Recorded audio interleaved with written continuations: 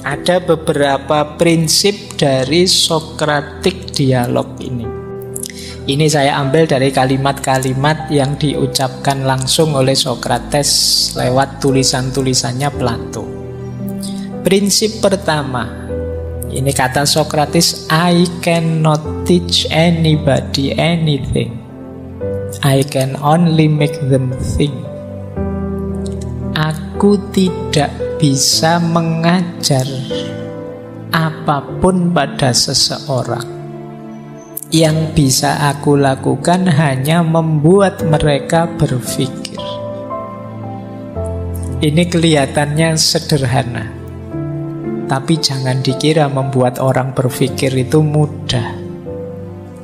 Kalau kalian disuruh milih, mungkin kalian lebih enak ngajar sesuatu. Kayak tadi, memberitahu, tutur-tutur, mencekoki orang dengan sesuatu. Ini lebih mudah juga lebih menguntungkan. Kalian dianggap orang pinter, kalian mungkin terkenal viral jadi ilmuwan, jadi ulama, jadi ustadz. Model ngajar gini lebih menguntungkan sebenarnya. Tapi kalau Socrates tidak mengambil opsi itu. Dia lebih mengambil opsi yang tidak terlalu menguntungkan, padahal sulit, tapi manfaatnya besar. Yaitu apa? Membuat orang berpikir. Oh, itu tidak sederhana membuat orang berpikir itu. Kalau membuat orang marah gampang, membuat orang tersinggung gampang, membuat orang baper gampang, tapi membuat orang berpikir sulit. Jadi membuat orang penasaran kemudian ingin merenung secara dalam itu tidak gampang. Manusia itu biasanya ketika usianya beranjak dewasa lebih suka mengikuti kenyamanan hidup, bukan tantangan hidup. Sehingga akhirnya ya kalau ada hal-hal yang dianggap mengusik pikirannya, dia harus berpikir ulang, dia harus mengevaluasi ulang hidupnya. Biasanya kita cenderung enggan, tidak mau. Ngapain sih repot-repot, ngapain sih capek-capek. Kayak di minggu pertama ketika Socrates meminta kita merenungi hidup kita, itu kan kita lebih banyak, alah Pak, tidak usah begitu-begitulah, hidup biasa saja seperti biasanya, asik-asik aja lah Pak, nggak usah ruwet-ruwet. Kan kita lebih milih begitu. Jadi mendorong kita berpikir itu sulitnya luar biasa.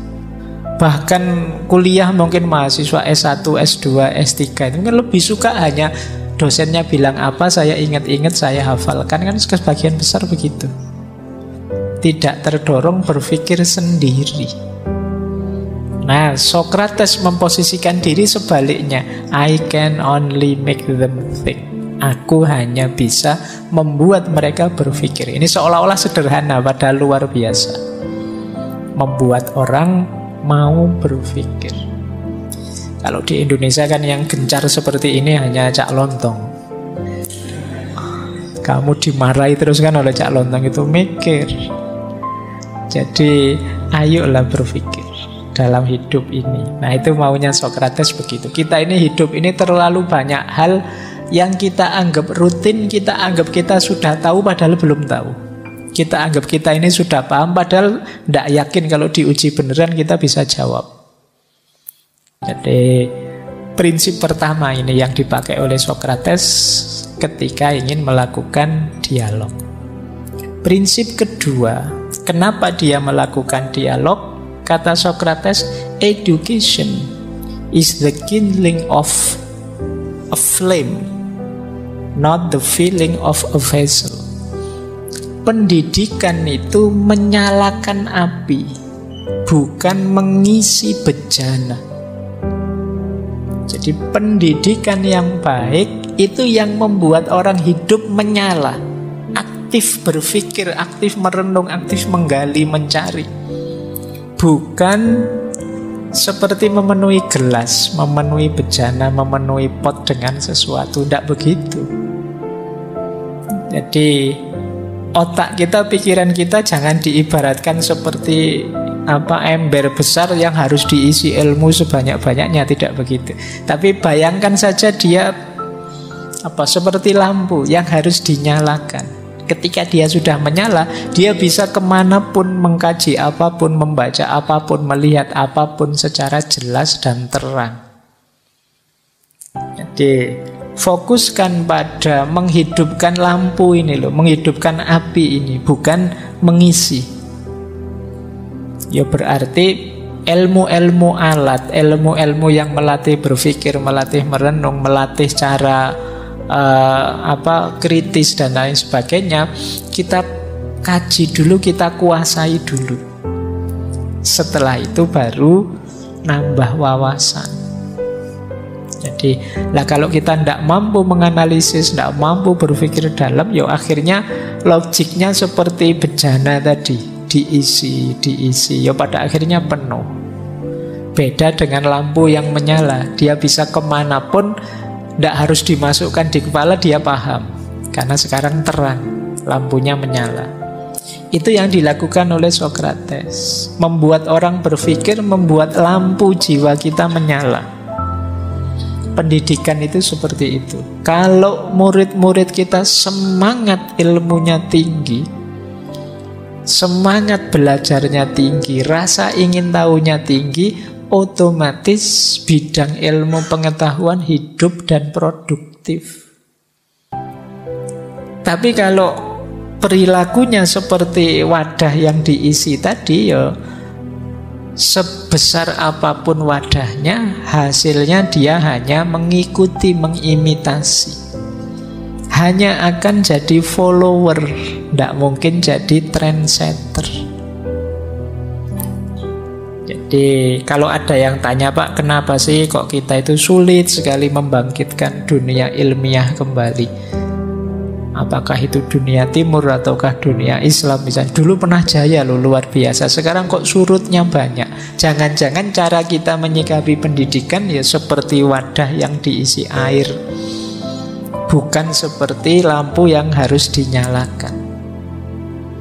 Nah, sekarang mari ubah orientasinya. Mari jadi, ini kan hampir semuanya peserta ngaji para mahasiswa.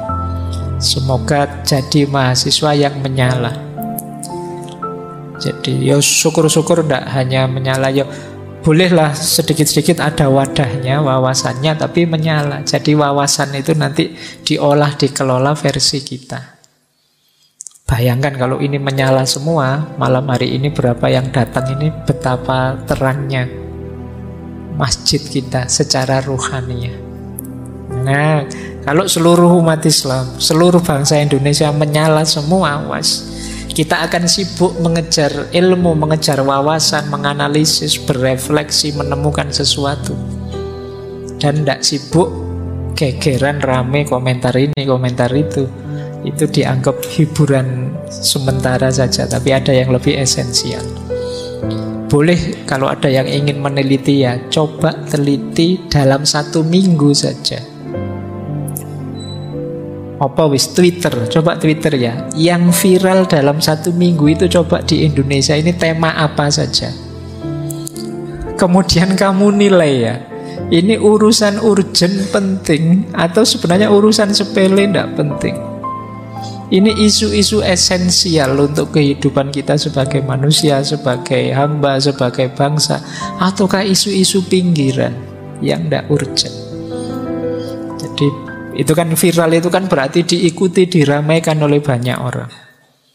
Nah, dari situ akan kelihatan karakter kita.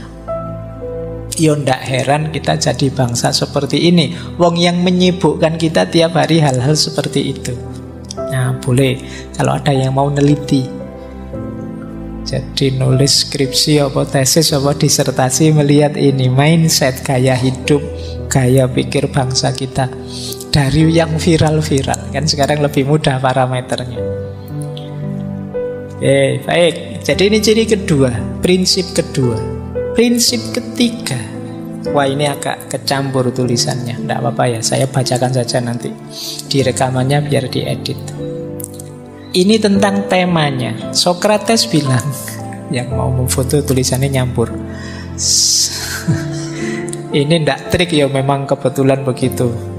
Karena laptop saya lebih canggih dari yang di sini, jadi begitu masuk sini jadi geser. Baik, kata Sokrates ini orang banyak kemudian bilang ini kata Plato ya, karena memang Sokrates itu bicaranya di buku-bukunya Plato, kitab-kitab dialognya Plato. Plato itu tidak pernah cerita mengajar tentang dirinya, tapi dia menyampaikan pelajaran gurunya. Kata Sokrates, strong mind discuss ideas, average minds discuss event, weak mind discuss people. Orang yang kuat pikirannya biasanya lebih suka, lebih sibuk mendiskusikan ide-ide, gagasan-gagasan. Orang yang pikirannya rata-rata, ya sederhana lah, tidak terlalu tinggi, tidak terlalu rendah, itu biasanya senang membahas, mendiskusikan peristiwa-peristiwa. Kejadian ini, kejadian itu, polisi bunuh polisi, sepak bola kalah, dan lain sebagainya. Average mind. Ada lagi weak mind, pikiran yang lemah, discuss people, ngomongin orang, gosip, gibah. Ada yang lebih ngeri lagi, fitnah. Ya, itu ciri-ciri weak mind. Jadi menyerang orang, merendahkan orang, ngomong jeleknya orang, ini level pikiran yang rendah. Kalau level pikiran rata-rata itu ngomong peristiwanya. Kalau pikiran yang kuat itu yang dibahas ide-ide, gagasan-gagasan, kreativitas dalam ilmu. Nah, ini lanjutannya penelitian tadi ya. Kamu kira-kira bangsa kita itu level mainnya ada di mana? Termasuk weak mind, average mind, atau strong mind? Pikiran yang kuat atau rata-rata saja? Atau kalian sendiri coba kamu baca WA-mu seharian ini, ada ndak yang bahas ide atau gagasan? Wah, kita mendiskusikan filsafat ini, ono nggak sih ngono? Atau peristiwa, ada kecelakaan dia, itu peristiwa yang dibahas. Ada demo di sana, ada itu peristiwa. Atau bahas orang. Jadi orangnya yang dibahas. Seandainya bukan orang lain, ya dirimu sendiri. Aku sedang ngaji nih, aku sedang itu nih, orangnya yang dibahas. Nah, kalau di dialognya Sokrates, temanya tema dalam, tema tinggi, maka tema ideas. Nanti di Sokrates itu kalau teman-teman baca, saya sayangnya tidak bisa mengambil banyak contoh. Nanti kita lihat satu apa dua saja. Yang dibahas ide, keadilan itu apa, cinta yang sejati itu apa, dan seterusnya. Itu ide namanya. Tidak orangnya, bahkan juga bukan peristiwanya, tapi idenya. Kalau bahasa filsafat Islam itu apa? Hikmahnya. Dari peristiwa ini, orang ini, kita bisa mengambil hikmah apa? Yang dari situ kira-kira bisa tidak lahir ide baru, gagasan baru, pengetahuan baru. Apakah itu tentang kemanusiaan atau tentang kehambaan? Nah, ini orang strong mind namanya. Wah, dari peristiwa ini kita bisa mengambil pelajaran. Yang pertama, manusia itu memang tidak ada yang sempurna misalnya. Yang kedua, kita ngambil pelajaran bahwa kadang-kadang yang dikatakan orang menyakitkan, tapi justru dari situ manfaatnya besar. Ini namanya ideas, bukan orangnya, bahkan bukan peristiwanya, tapi hikmahnya. Ini menarik, nanti disambungkan dengan pandangan religius bahwa apapun yang terjadi di sekeliling kita itu, mari kita ubah wujudnya dari peristiwa, dari orang, menjadi ide atau gagasan atau hikmah. Semuanya adalah ayat-ayat Allah. Jadi kalau kita melihat apapun, kita kasih perspektif hikmah. Oh, dari orang ini saya mengambil pelajaran ini. Dari peristiwa ini ada ide ini yang bisa saya ambil. Dari situasi ini ada konsep ini yang bisa kita rumuskan. berarti kita termasuk strong mind. Tidak sekedar ribut, gosip, menggibah. Berarti kita ada di level 3, weak mind. Itu pun kalau diingatkan marah-marah. Nggak usah ngomong orangnya. Loh ini fakta loh Pak, ini kenyataannya begitu loh Pak. Iya fakta. Neng yo yang produktif dong. Tidak sekedar rame gegerannya. Tapi dari situ ada hikmah apa yang bisa kamu ambil. Ketika kamu ketemu hikmah, kan langkah selanjutnya apa kontribusi positifnya untuk hidupmu. Ketika kamu mengambil pelajaran itu kan berarti apa yang harus kamu lakukan dari pelajaran itu, kan begitu. Dan itu yang dilakukan oleh Socrates. Dia menguji pandangan-pandangan teman-temannya sampai kemudian ketemu ide yang lebih fresh, lebih baru, dan meningkatkan kualitas hidup mereka. Oke, kita lanjutkan. Yang keempat, ini prinsip selanjutnya. Ini semuanya kalimatnya Socrates.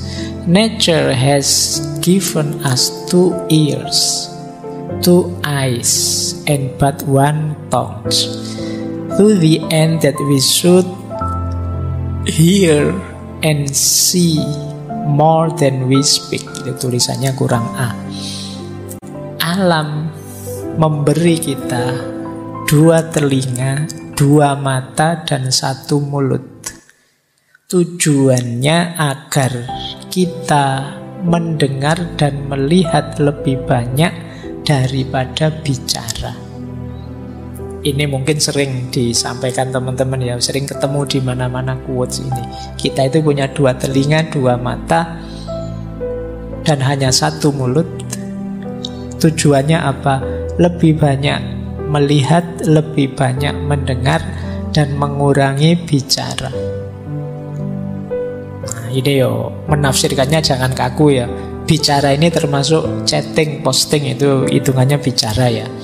Jangan, saya pendiam kok Pak, sekarang saya sehari-hari tidak pernah ngomong. Tapi di medsos kurang ajar, omongannya banyak. Sama aja itu namanya ya. Jadi tidak hanya lidah tapi juga jempol. Berarti apa? Dalam diskusinya Socrates itu memang orang diminta banyak memperhatikan, tidak kesusu harus bicara. Jadi nanti ada normanya dalam diskusi Socrates itu, gantian kalau ngomong, jangan rebutan. Nah, kadang-kadang kan kita ini karena merasa sudah benar duluan, panas kita kalau ada orang beda, pengen kesusu motong ngomongannya, pengen kesusu jegal dia, biar dia tidak kelihatan benar, biar aku saja yang kelihatan benar. Nah, ini tidak sehat situasi dialog seperti itu. Nah, nanti kalau kalian sopo ngerti ada yang jadi moderator atau yang jadi hostnya debat, kan nanti tahun depan mungkin banyak acara-acara debat itu. Coba nanti ingatkan audiennya ya, bahwa kita ini punya 2 mata dan 2 telinga serta 1 mulut. Tujuannya lebih banyak melihat dan mendengar, memperhatikan daripada ngomong. Jadi yang ngomong gantian satu-satu, jangan rebutan. Yang lain perhatikan benar. Karena biasanya orang itu pinginnya tampil terus, pengen ngomong terus, pengen kebenarannya didengar terus, tapi dia tidak tahan mendengarkan kebenarannya orang. Kan banyak itu momen-momen diskusi yang ketika lawan diskusinya ngomong, dia ingin motong terus, dia tidak kuat mendengarkan orang lain beda pendapat dengan dia. Jadi jangan-jangan dia khawatir kalau dia ngomongnya tuntas, aku kalah, kebenaranku terus gagal. Nah, itu yang dibenci oleh Socrates. Ya kebenaran itu ya nanti kalau memang ada yang paling benar, ya itu yang disepakati bersama. Bukan kok ada di kubu sana atau di kubu sini. Ini prinsip yang keempat. Prinsip yang kelima, the highest form of human excellence is to question oneself and others.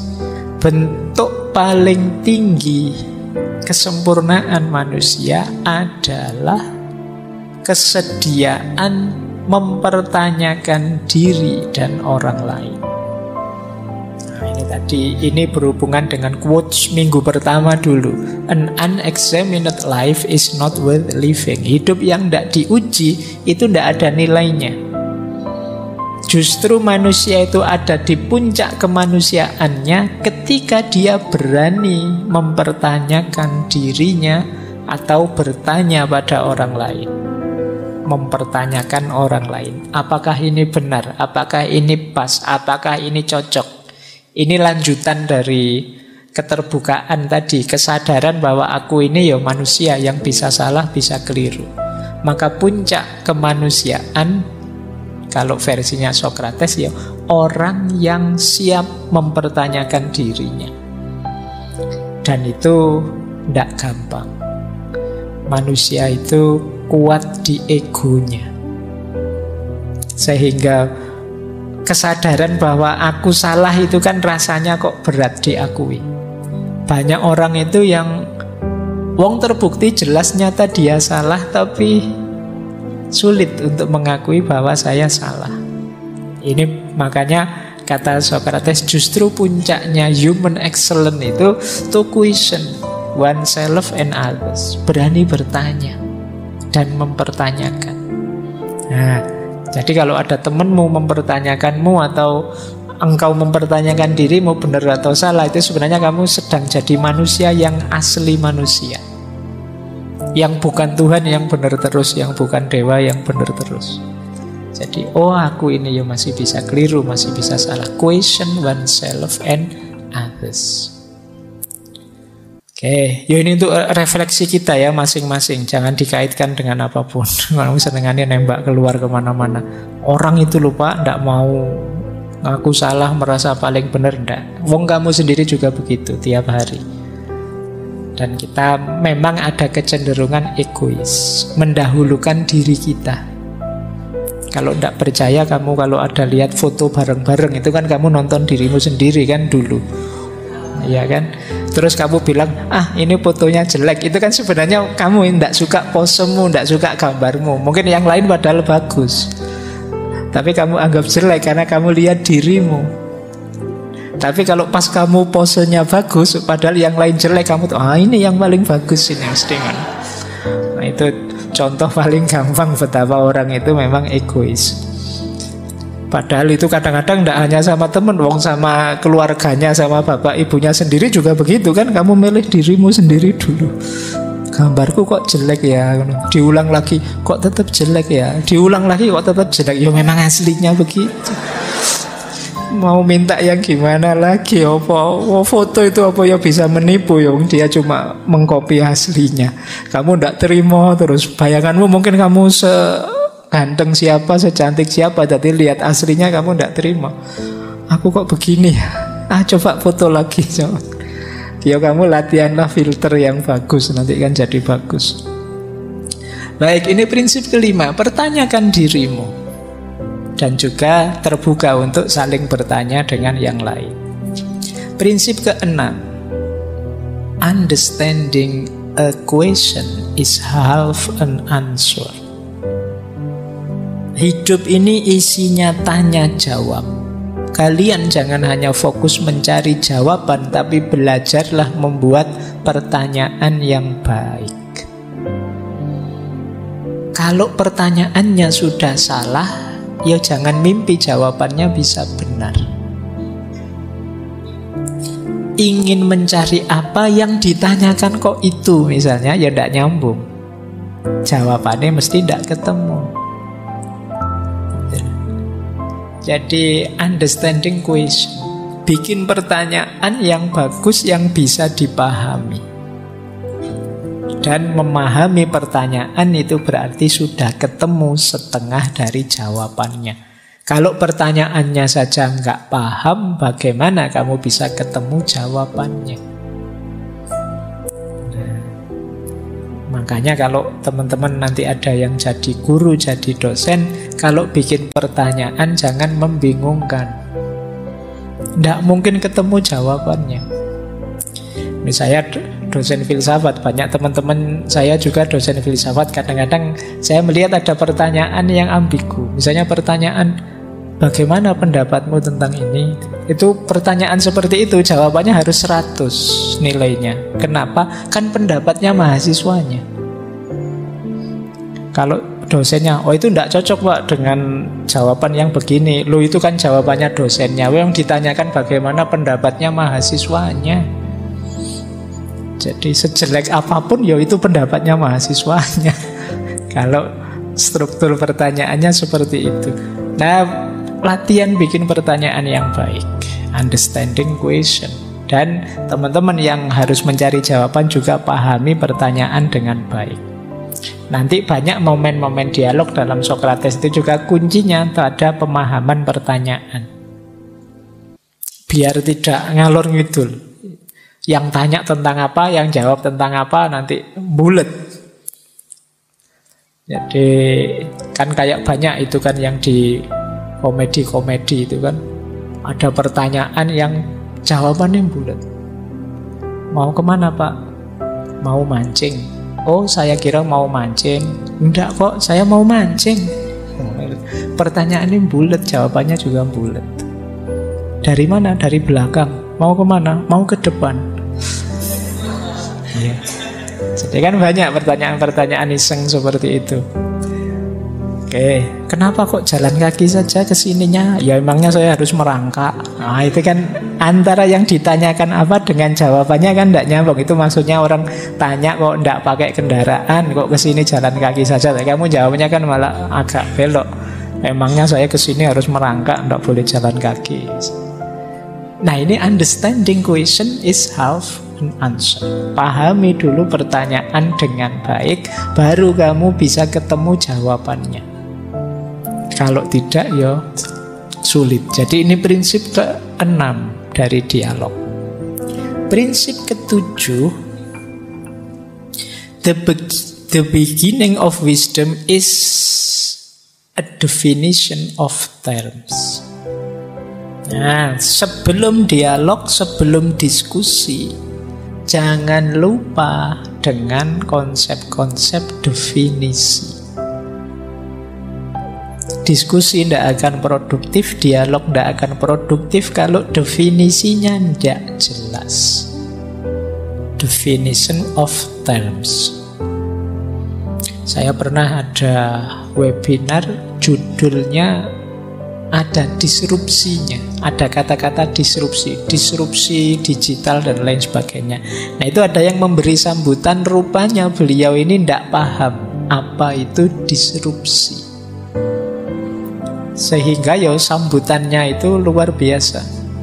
Mari kita bersiap-siap di era disrupsi yang penuh dengan loh itu disrupsi rasanya kok enak ya, rasanya kok dasarnya.